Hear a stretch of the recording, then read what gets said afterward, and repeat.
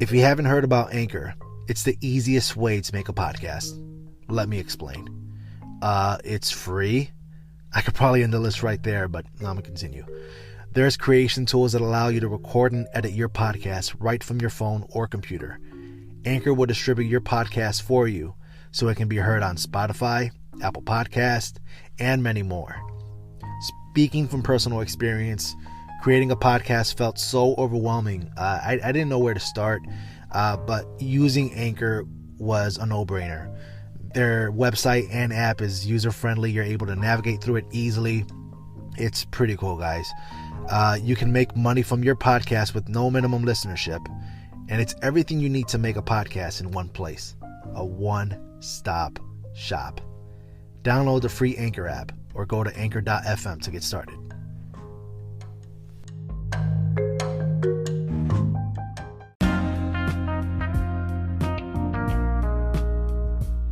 On this week's episode of the Indie Center podcast, we sit down with stand-up comedian and actor J.P. Mcallister. But before we get into that, a word from our sponsors.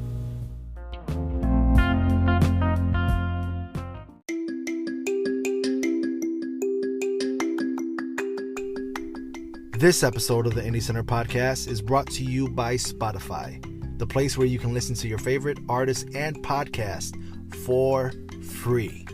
Did you hear me? You don't even need a premium membership. Spotify has a huge catalog of podcasts on every topic, including the one you're listening to right now. On Spotify, you can follow your favorite podcast so you never miss an episode. Are you subscribed to me yet? Wink, wink. Premium users can download episodes to listen to offline wherever you are, and that is so convenient. How many times have you found yourself in an airplane or driving down a road with no reception and you just want to escape but can't? You are stuck sitting next to somebody that snores, or you're stuck in a meaningless conversation and you just want to listen to podcasts. Well, now you can, guys. And you can easily share what you're listening to with your friends on Instagram. So if you haven't done so already, be sure to download the Spotify app and search for Indie Center Podcast on Spotify, or browse podcasts in the Your Library tab. Also, make sure to follow me so you never miss an episode. I am here with J.P. Mcallister. He's a comic and an actor. How you doing, buddy? Great, thank you. Thank you for coming on, man. So the reason I reached out to you is because I find comedy fascinating. Stand-up is a different world, it takes different guts to get on stage. And not only that, but you also do acting, but your roles in acting are way different than comedy, so I want to dabble into both. Right. So let's start off with comedy. How did you get into it? I have always had a fascination with comedy. I have a pretty rough past, and comedy was something that always brought me up. Okay. So I've had a lot of down moments in life where literally the only thing that would bring me up was comedy, in particular stand-up comedy. Okay. And late night comedy like The Daily Show, or late night with Conan O'Brien back in the day and stuff like that. Yeah. And when did this happen for you? When I first started being attracted to comedy and getting into it. Yeah. I mean, I've always liked it since the first tape I ever heard was like Ron White's Tater Salad or whatever years ago, and then like Jeff Foxworthy's You Might Be a Redneck. You know, I grew up out in the country, so that's like where my first introduction was to it. You do have a country twang. Where are you from? I'm from Indiana. I grew up on a dairy farm, actually. Oh, okay, cool. Yeah. My wife would love to talk to you. She loves the farms. Go ahead. Yeah. So yeah, I mean that's what got it started. Like my fascination, I guess, with comedy. But I think it really kicked off one night. I had been involved in some like really heavy type shit and. Street shit? Yeah, and I was with my cousin, and we smoked, and we were like bugging out because we were just like, oh, shit, what's gonna happen? Uh-huh. And then Dave Chappelle's stand-up was on TV, and we just started watching it, and just before we knew it, we both just looked at each other and just died laughing. Yeah, and I fell out of bed, like I was sitting on the bed just high, like and then just fell out laughing, and it was like. That's when it really kicked in. I was like, I don't know, I maybe been like 20. Okay. Something like that, yeah. Did you watch his recent special? Of course, yeah. Oh my God, Love that it. was the funniest I've seen him. Yeah. And I'm not really a big Dave Chappelle person. I watch the shows, and they're okay. I'm not laughing like hysterically, holding my sides, but his latest stand-up was pretty decent, man. Who is your favorite comic?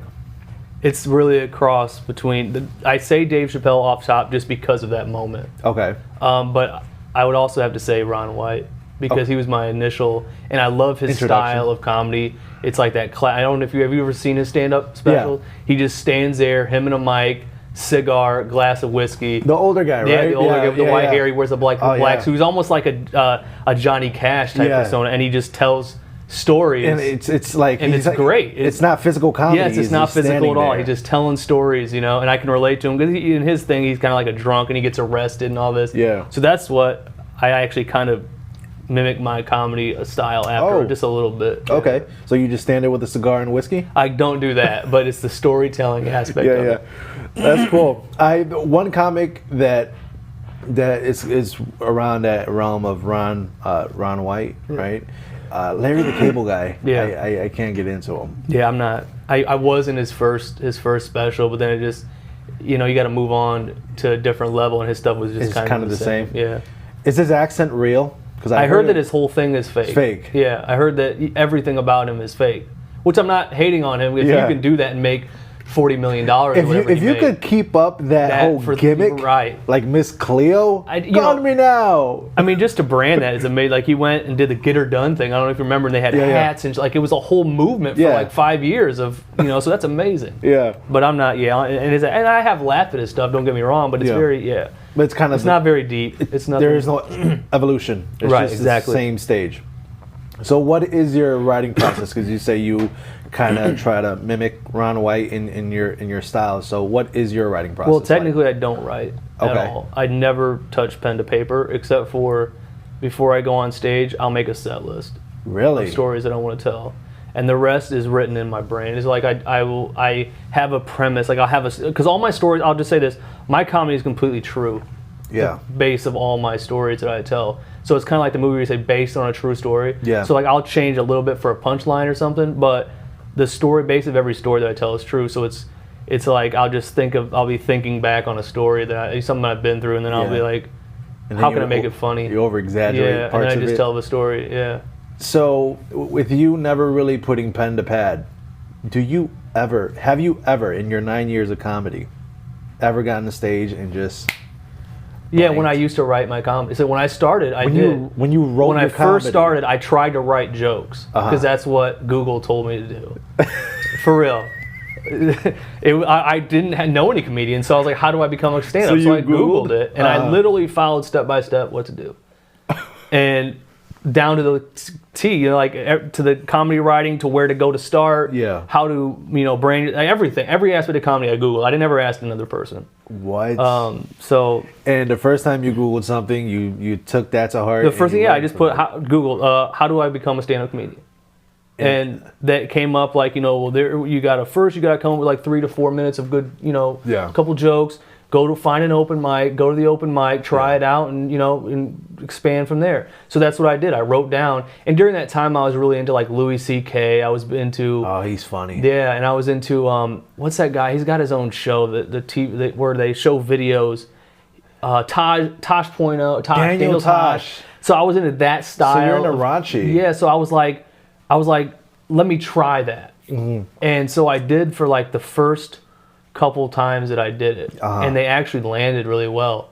And then like my 4th or 5th time, I was doing an open mic at a place called the Edge Comedy Club, it used to be on the corner of like Halstead in Chicago by the Chicago Tribune, which ironically I worked there for many years too. Oh, okay. And it's closed now, but it was during that time, like when I Googled, that was the place to go. It was like the #1 spot for open mic, and then they had like a monthly showcase, and they pulled in a really great crowd. It had multiple stages, and there was a really cool place. And so like I went, and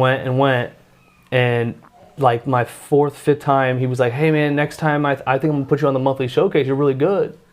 And I was like, hell yeah, and then the next week I come in for the open mic, and I find out they're closing. Oh shit. And they're like, we're just having one big blowout open mic, but there was like a great crowd, and I went up there and just crushed it. Really? Yeah, and I was like, yes, like this is it. Yeah. And then I just failed for like, after that. How did you fail? I just bombed. Really? Yeah. How was that? Walk me through that feeling, because the idea of bombing is so just destructive. Yeah, it was. Walk me it through literally that. made me change everything about the way I did stand-up. So you didn't do raunchy anymore? I never wrote another joke after my first bomb. Wow. Yeah. I shouldn't say never wrote another joke. I never put pen to paper to write out a joke. I tried to still do different stuff without telling my story. Yeah. But it never started. It never worked until I really started telling my story. Okay. So you still do open mic, or you're getting... Not really. No, Okay. I haven't done an open mic, and the only time I'll do one is if like I have a big show coming up, big showcase or something, and I want to, get kind of polished up. But I actually find now that open mics are really good for a beginning comedian, just to get the feel of a stage. Because the first time you step on stage is just terrifying. Yeah. And you want to get over that, But after that, I find that it's destructive because you end up being around a bunch of other comedians who are all trying to do the same thing. So when you go to an open mic, it's like you sign up 2 hours early to get on the list, and then you wait like you're there for 5 hours. You're wasting 5 hours of your life for 4 minutes of stage time. Half of them, they'll bump you because no one knows you, doesn't care who you are. They want to get their friends up. It's very cliquish. And then you don't really learn if your jokes hit, because what happened is I go to an open mic, and I would bomb and bomb and bomb, and then somebody would book me somehow for a showcase where there was an actual audience, and then I get laughs. Well, I mean, you go into an open mic and they're all full of comics. So and everybody's already in their head about their jokes. Yeah, like so they're not paying focused on the attention, stage. or they're critiquing the shit out of you because that's the bad thing about doing stand-up for this long, is it actually ruined stand-up for me. Like I thoroughly do not enjoy watching stand-up anymore. Really? Yeah. That's crazy. So it's like my best friend will call me up like, hey man, I just saw this, great, you should check this out. And I'm like, I guarantee you I can tell you exactly what he's going to do and say in the first 15 minutes. And if I can, I'm not watching. Okay, cool, do it. And I'm like, so he's going to start with this, he's going to, and then he's like, oh, fuck, you're right. Because you see, it's comedy now is not original. It's so similar to everybody else's stuff that it's insane. Like, so it's like copy paste. Yeah. Kind of like music. Yeah. Like you listen to hip hop, it's the same song. Exactly right. Just recycled. So do you hit up the stand clubs now, or? So I did like the Laugh Factory, and I did like a showcase at Zany's and whatever. But I was about to ask about Zany's. Yeah. But honestly, since I started acting, I've kind of just let it go, and I just wait to get booked. Okay. And I find that it's better. Comedy is something I wanted to succeed at so bad that Yeah. I almost stressed myself to the point of like going crazy with it. Really? Like I wanted it to work. You obsessed yourself over it. Yeah, I was completely obsessed with it. And like every single show was like either life and death. Like that's how it felt. Like I would go in like, if I do bad this time, I'm screwed. Like I'm done. I'm never, I'm not funny. And then if I did great, I'm riding a high. And then if I do bad, it's like I quit. Like I shouldn't say quit. I never considered truly quitting comedy. Okay. But like I just I suck. I'm horrible. You know what I mean? Yeah. And it's like this huge emotional roller coaster that I just had to step away from it. Okay. Because I want to be bad. I mean, I guess that's good because I want to be bad. Really, I want to be good. Really, really bad. Yeah. So when's the last time you hit the stage? The last time would have been probably this spring. It was at Cigars and Stripes out in Berwyn, I believe. Okay, yeah. On Ogden. And I was featured on that. And that's what it's been lately. I just get lucky. There's a few people, producers, bookers out there that, respect me enough and like my comedy that they'll just call up and book me for stuff. Yeah. That's cool. So but it doesn't happen a whole lot without you being often. active, you're still getting booked. Yeah, but it's just like decent. it's pretty spread out. Like it's every month or a couple of months or whatever. That's still decent. But I for like the fact it that you're not because- going out there. Yeah, I go out and make material. a quick paycheck. I get to be on stage. Oh, you get paid for that? Of course, yeah. Oh, wow. And so I'll go out and I'll get that paycheck and it'll feel good because I have been, and by doing that, I haven't had a bad show or in maybe a couple of years. That's good. Yeah. Are you sticking to the same material, or? But that's the good thing too, is that I learned again by Googling that Ron White's been doing the same stand-up material for his whole career. He's been standing up on So stage he's had saying three. the same He's jokes. had I think 3 or 4 specials. Uh-huh. But if you look at his early stuff, you can find bits of those in every single one of his 30 years ago. So like new material sprinkled here and there. So and that's what I'm doing. So like now, because if it works, why would it's like if it ain't broke, don't fix it, right? Of course, if you go to an open mic every single night of the week, people are gonna be like, "You suck. Come up with something new and original." Yeah. No, if it works and you're not seeing the same crowd every night, why would you change that? Yeah. You know what I mean? If it works, you stick with it and you build on it. So like now I'm at like 40 minutes of comedy, and I'm going to continue to build. That is good. Until I get my special one day. You know what I mean? Like that's how that's going to work. I have it planned out. You see. Your next Google search should be how do I get a special? Yeah, I've already did that. Yeah, YouTube. I'm waiting. Yeah. I'm waiting. That's why I started acting. You know, I feel like it'll. Good segue. Yeah. How did you get into acting? I Googled it. You Googled? I did too. Yeah. No, you know what? It's actually my ex. I was struggling with comedy, and she saw how bad I was struggling with it. And she was like, maybe just, have you ever thought about being an actor? I'm like, no. I acted in high school drama for a church thing, like a play. It was like the Passion play, so like the Easter resurrection of Jesus. And so you were Jesus? And I played a Roman soldier for like 5 years.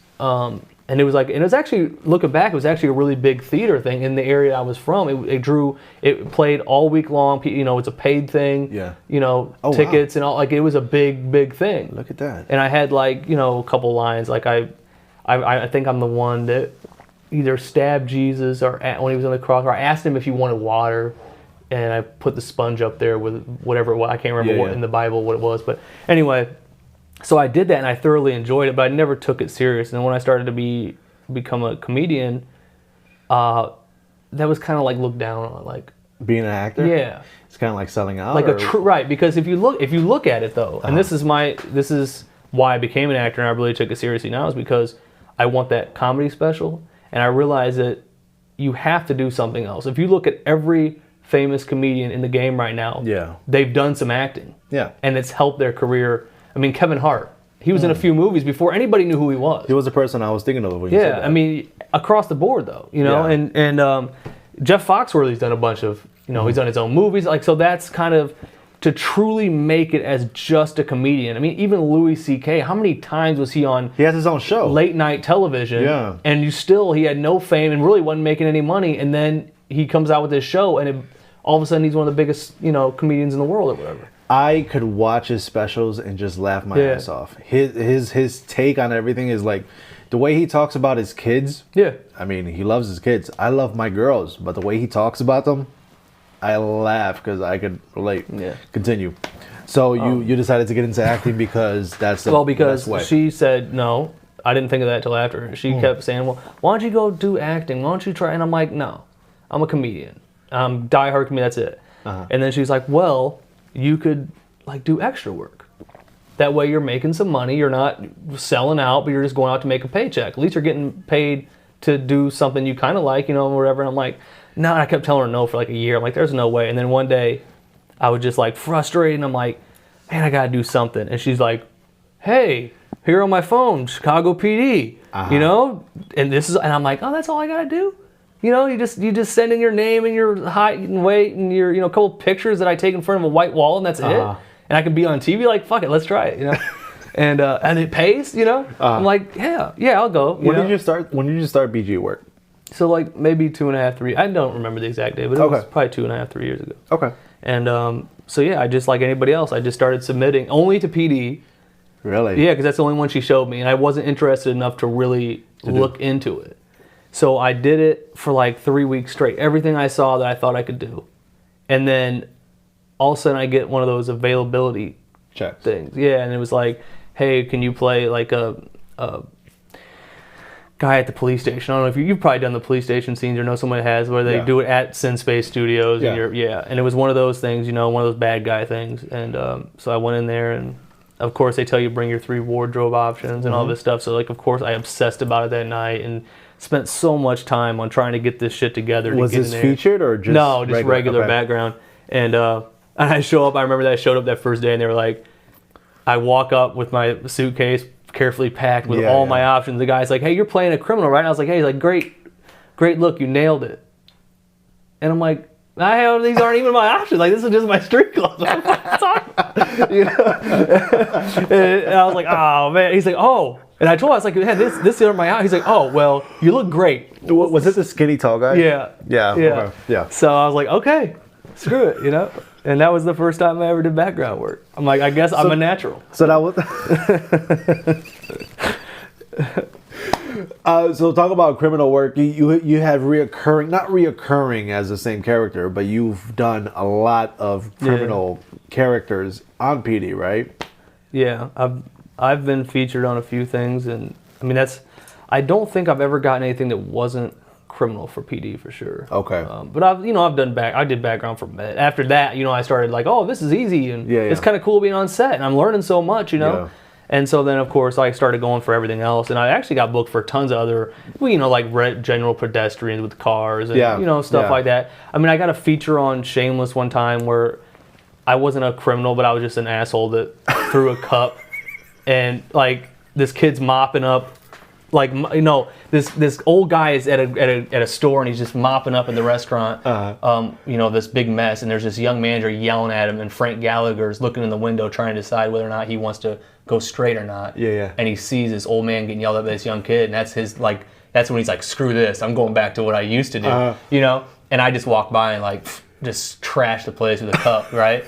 And so it's like a feature and a main part of that clip cool. of the scene. Did you apply for that, or were you kind of given that? None of my feature had ever been applied for. Really? Never. Oh, so they were given. So completely surprised. Yeah. That is dope. Actually, the first one, I think the one you mentioned earlier before we were on air, you mentioned the one on PD, the featured gangbanger guy. Yeah, I think you were behind Voight. Yeah. Yeah.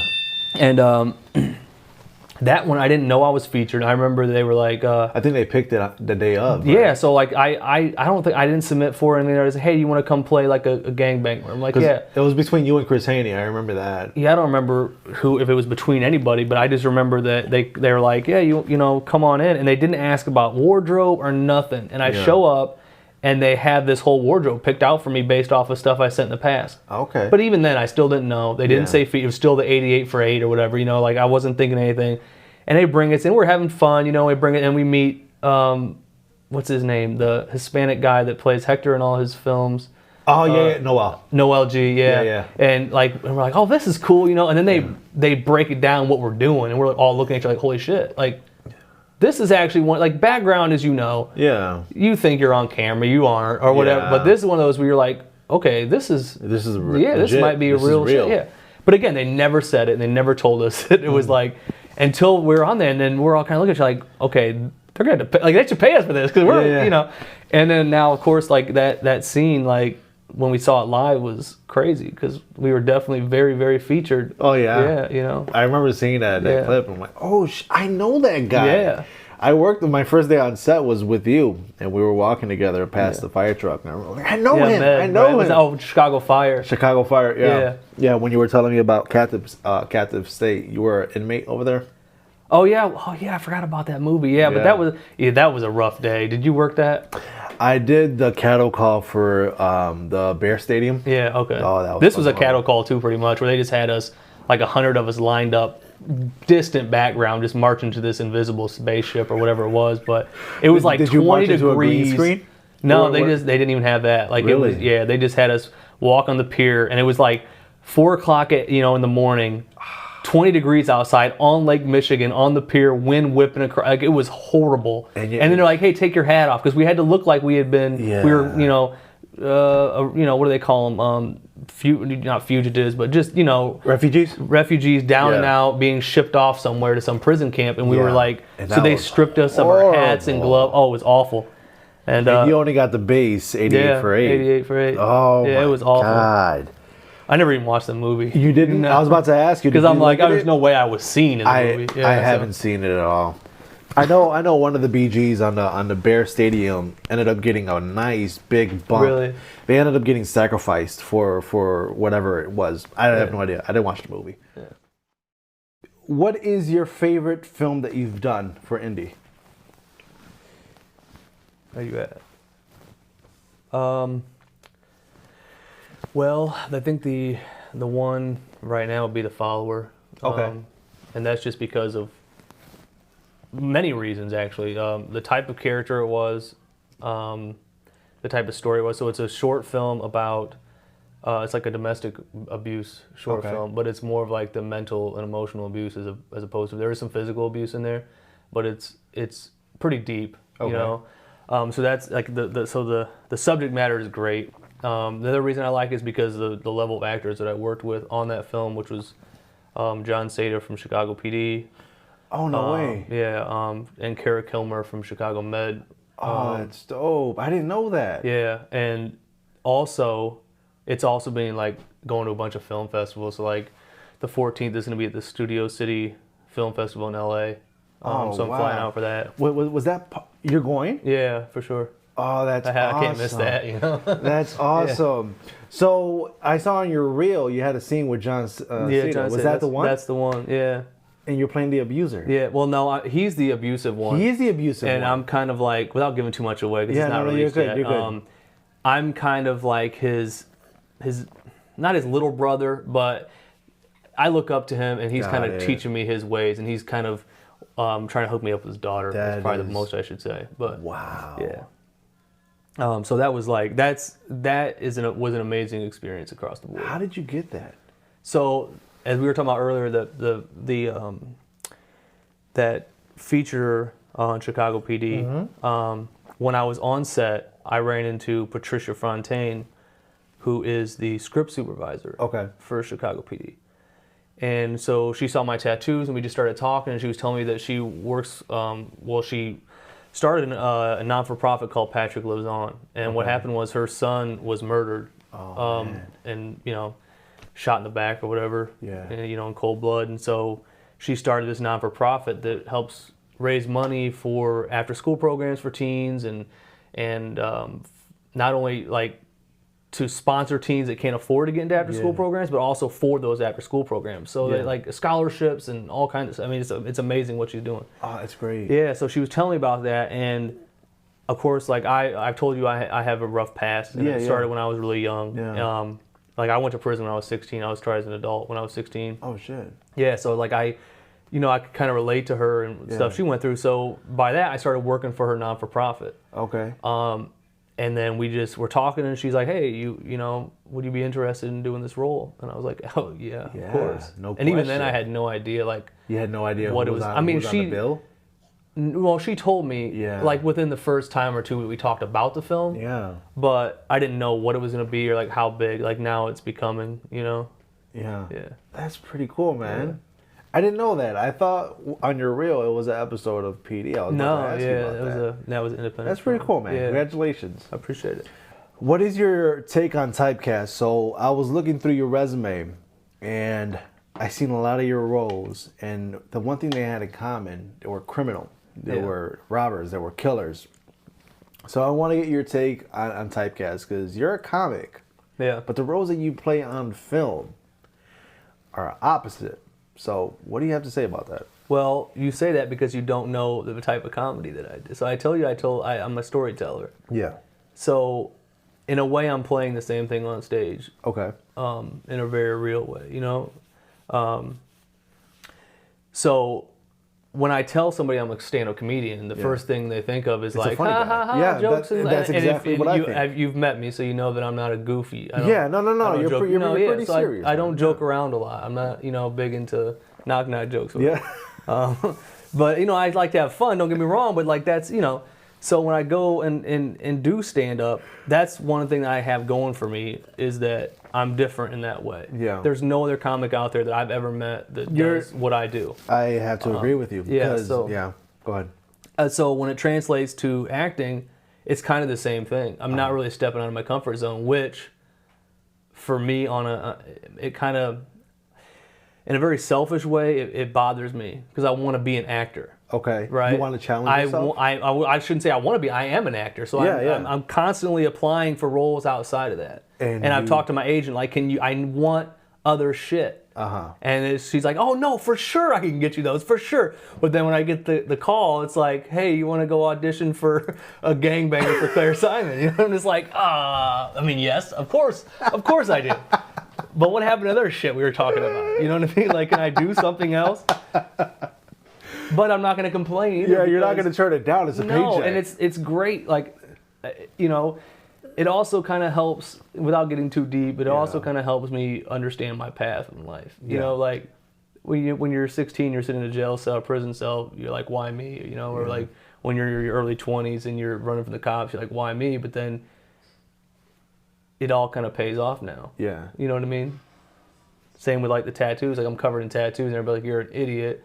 You're never gonna get a job. You're never gonna be successful. And I'm like, well, now I'm getting paid because like I've made way more money from acting because of my tattoos and my look than I ever spent on tattoos. So it's like literally an investment.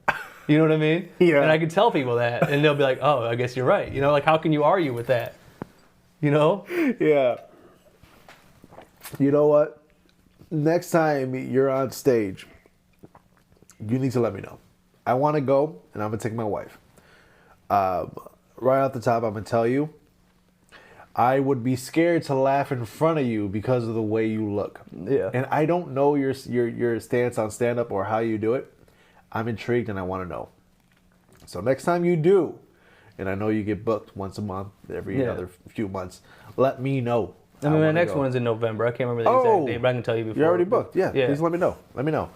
What is your preferred genre? Because you're saying that you want to get booked for other shit. You want to challenge yourself. So, what is a challenging role to you? I would love to try a goofy role. Oh, okay. I would love to try it because I think Comedy. Yeah, a good comedic role, and of course, I mean, that's such a hard question to answer because like I think of something that would be so hard for me to do, and I think that being goofy like a Jim Carrey or something would be hard for me. Really? Yeah, but also then of course so would something like very soft and like corny and whatever. I don't know all the other words you could fit on there. But, yeah. So, what movie would be a challenging role for you that you would like? You saying Jim Carrey, right? So when you're comparing yourself to him as far as the role you want to be in, right? So when you look at his catalog, what role would you like to be if you're in Jim Carrey's shoes? I'm sorry, every one of them. Every one of them. Look at Jim Carrey. I mean, all of his roles are fascinating. So so like whether it's Ace Ventura, the Pet Detectives, or Dumb and Dumber, it's like, I don't even know how to mimic what he's doing, but it's like his face and it's like. This over the top goofy shit, Oh my God. I think I could do it for a little bit. Yeah. But to do that for an entire film, and maintain that character would be. Like, I would feel very good about myself. I would do it for free. Like I would just to say I did that shit. You know what I mean? For real.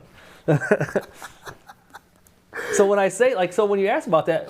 I would literally try all these roles for free. Really? Like, pay me to be the bad guy. When I wrote my cover letter to agents when I was sending out for agents, and when I sent to Claire Simon and all this, I literally was like, I want to be the biggest bad guy in the film industry ever. Like that is the goal. I want to be the goal. When you think of bad guy, I want to be that guy. Yeah. And so pay me for that. But then, I'll do the other shit for free. Just the funny shit for free. I can do that, just for my own ego, that'd be awesome. All right. When I think of Jim Carrey's catalog, his later years, I forgot what movie I just lost interest. Not that I lost interest. Yeah, you did. Yeah, but number 23 was a decent movie.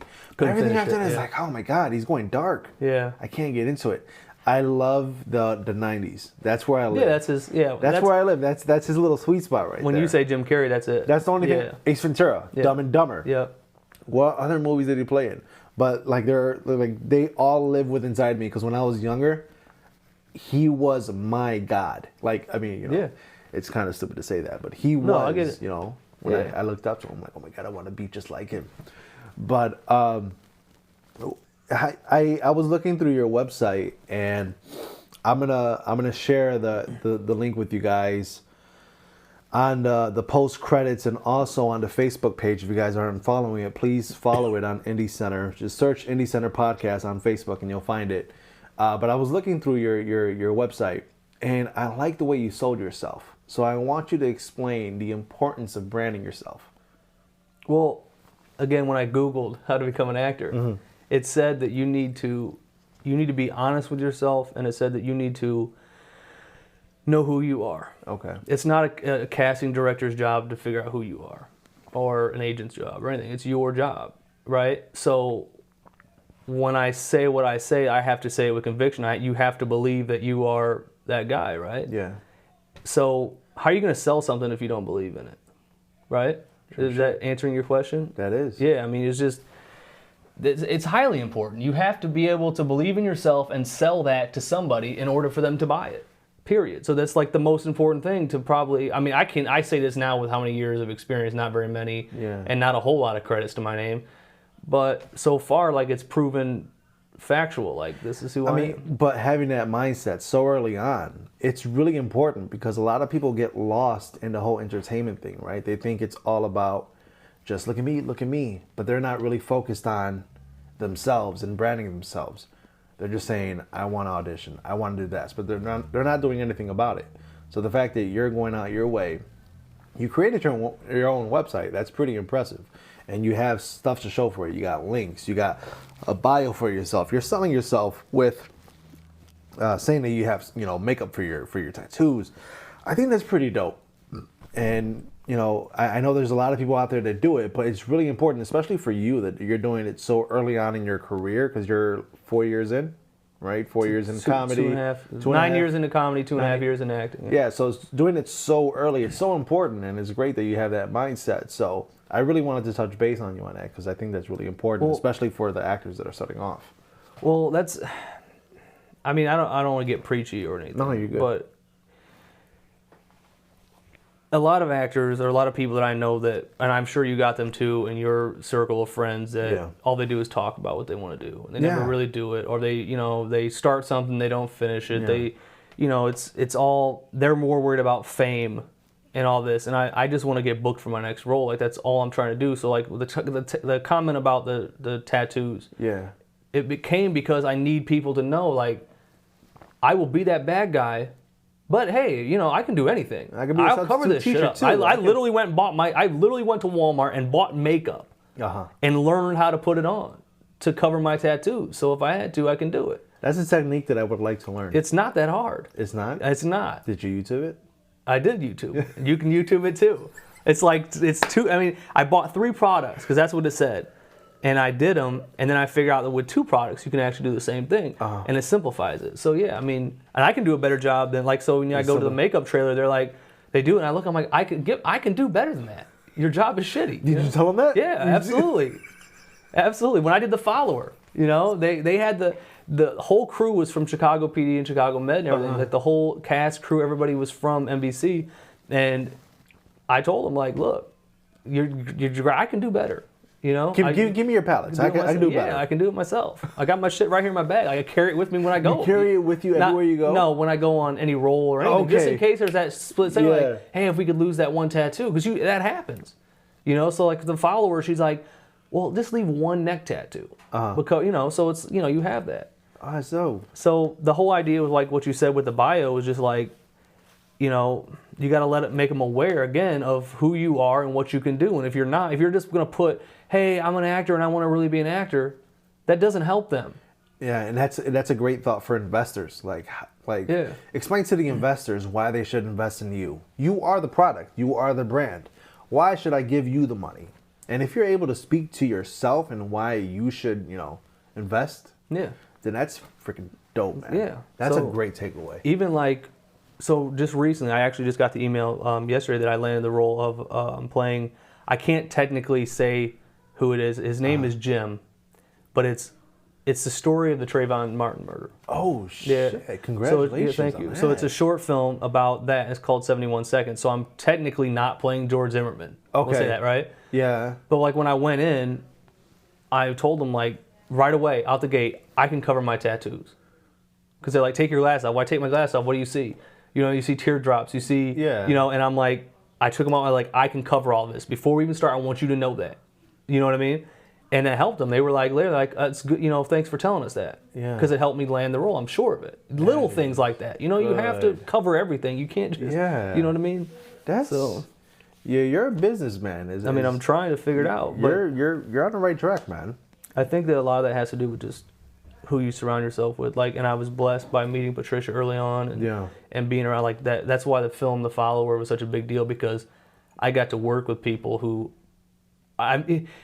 working background, as you know, is a whole lot of people sitting around blowing hot air and talking about what they're gonna do and this and you know what I mean. And hey, like I've had so many people come to me, hey man, you want to be in my indie film? And I'm like, yeah, send me the script. Oh, I don't have one, but here's what I'm thinking. And then I'm like, no, I'm a professional fucking actor. Like, you have a script, and then I'll play that role. Like, you know what I mean? Like, how am I supposed to respect you as a director or a filmmaker if you don't even know the character yet? Yeah. You know what I mean? Yeah. And I'm gonna show up to set and have to guess, and I don't want that. You know? So I was really, really blessed to be around people that aren't like that. You know? I mean, I sat down multiple times and talked to John Sato. And, you know, we didn't talk business that much about the film industry, but just watching, I like to observe people. Yeah. And just watching, like to him, that film was no big deal, right? Yeah. You know, he's getting paid how much ever money to be on PD and all, and he's been on so much stuff. And then he does this little short film, but he came in there day one, had the whole script memorized, was asking questions. Like, he threw himself into that 100% for and I'm like, and Kara did the same thing. And I'm just like, and then all the production, like we're just 100% for this indie film. This indie film. Yeah. Like they treat it like it was $1 billion project. You know what I mean? Like $500 million budget, and it's like it was insane. You know, and I learned so much from that just right there. Like, okay, I need to step my game up. Yeah. You know, like I literally signed up for acting classes right after that because I'm like, you did? Yeah, because like with comedy, my ex-wife kept saying, you should take classes. I'm like, if I'm going to be good at this, I'm going to learn it on my own. I'm not going to give some guy a couple $100 to teach me how to be a comedian. If he knew how to be a comedian, he'd be a fucking comedian. He wouldn't be a teacher. You know what I mean? Right or wrong? That is right. He'd be out there doing comedy. He wouldn't be teaching me. So I'll learn it the old-fashioned way. I'll go to open mics and sweat it out. And I always said, too, if I ever found something that I really wanted to do, really, really wanted to do, like no matter what, I would take a class in it. Because everyone's like, you know, going like, hey, you know, you got felonies anyway, but go to college, you know, go take a class. And I'm not going to go waste money on a class. So the point is that was the moment I realized, like, I gained so much respect for it the same way that I had the respect for comedy. Yeah. You know what I mean? Like, I have an utmost respect for comedy. I didn't take the class, but to me, I did. Because I sweated it out in the open mics. Yeah, you paid your dues. Years. You know what I mean? I put in work. Yeah. And so for me, I was like, okay, I respect this shit, like 100%. I'm gonna go take these classes. I'm gonna spend as much money as it takes because it's gonna pay off, you know. And maybe not financially. Who knows where I'm gonna end up? But I know at the end I'll be a damn good actor, you know. Yeah, it's dope. And man. that's so that's it. All right. Well, before I sign you up, man, you have any special shout outs?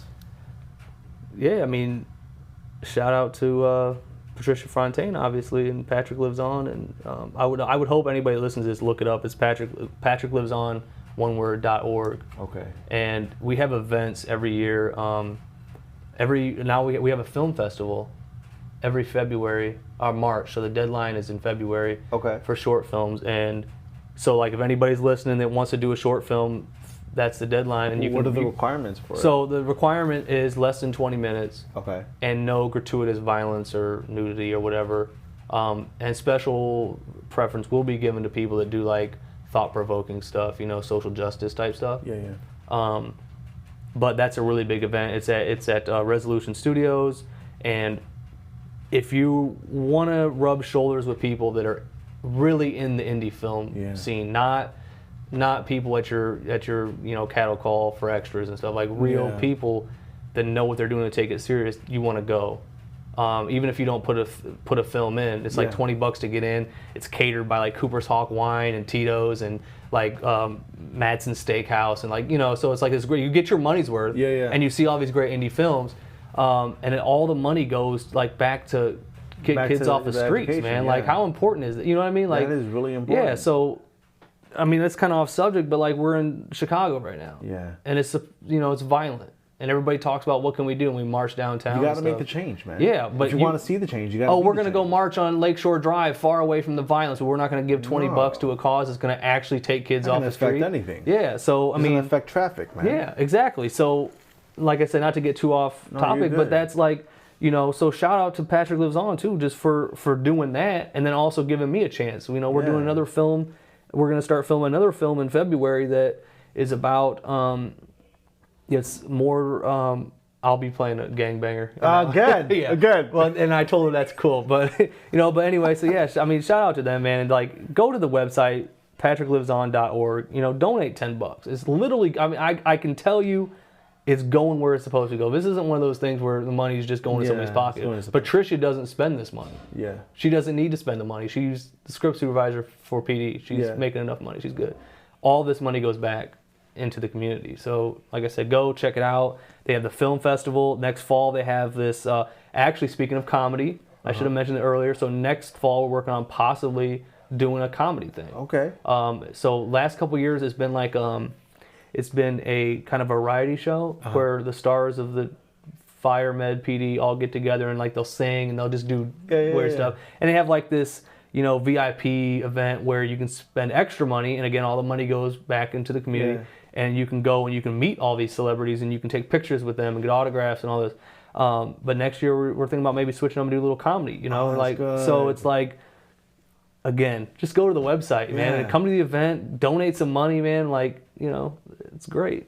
That's good, man. Well, thank you for coming on, man. You shared a bunch of great stories, and the message is heartfelt. Good. Everybody, please go check out the website and support the cause.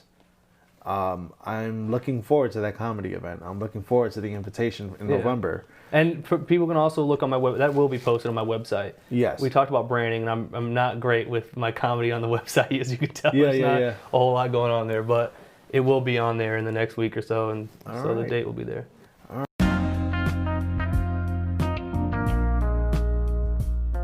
If you would like to learn more and connect with JP Mcallister, you can visit him on his website at jpmcallister.com. That's jpmcallister.com. If you enjoyed this week's episode, please make sure you hit that subscribe button to stay centered on all Indie Center podcast episodes. If you are an independent creator and have a story to share and want to have a sit down, please email me at indiecenter.podcast@gmail.com. That's indiecenter.podcast@gmail.com. If you have sponsorship inquiries, I'd love to help local businesses. Please email me at indiecenter.podcast@gmail.com. Until next Monday, guys. Peace.